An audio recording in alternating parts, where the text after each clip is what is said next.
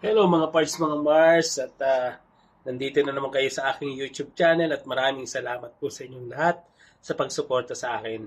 Ito mga YouTube channel, Arabong Hilaw PHKSA, at huwag niyong kalimutan mag-subscribe, like, at hit the notification bell para lagi kayong update sa akin upload na video. Maraming pong salamat sa inyong lahat. At ito po, tunghayan po natin yung isang interview ni VP Sara dahil sa mga kaganapan niya, saka yung kanyang ini-endorso na bili ni President Duterte, ang Duterte. Kaya wag po natin kakalimutan sa darating na halalan ang Duterte. Diba? Kay Tatay Digong lang tayo, suportahan natin para sa kanya to. At ito guys, panoorin natin yung interview ni Vice President Sara Duterte. May pamahayag. So, unannounced talaga yung pagdating.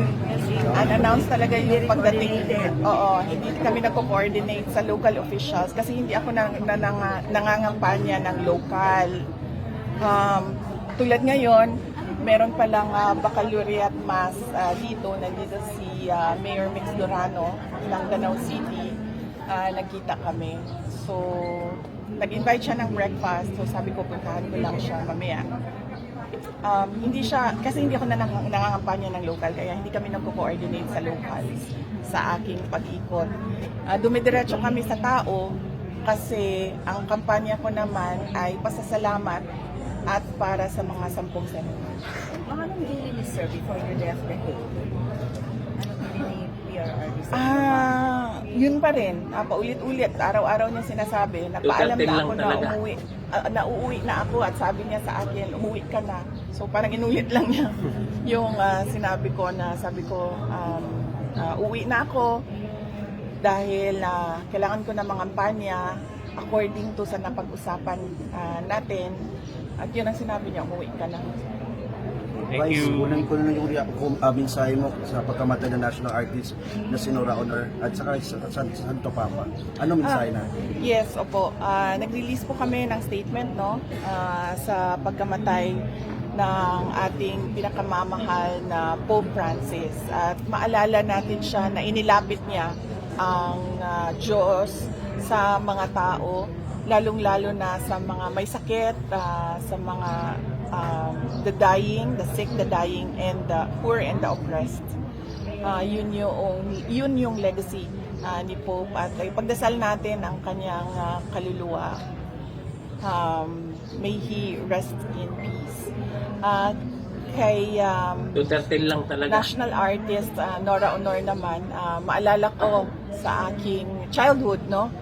Ang every Sunday na Superstar. Yes, no? Every Sunday.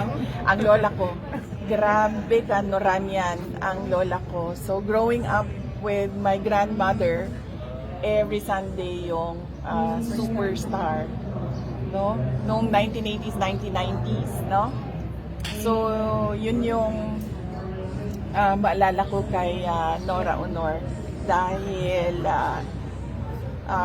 madami siyang napasaya, madami siyang contribution sa culture and the arts sa ating Pilipinas. Karapat-dapat yung pagiging national artist niya, at nakakalungkot dahil we lost a national treasure ngayon.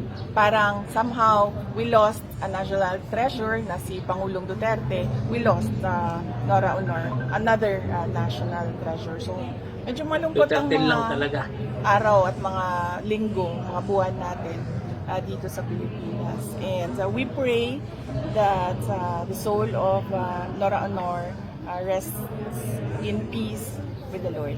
Thank you. Thank you. Salamat guys, yun lang ang video natin for today, at abangan nyo pa mga susunod na panonood natin, at salamat nyo sa pagsama sa akin. Subscribe to my channel lahat. and At, also press this bell icon. God bless everyone. I love you all. Bye-bye.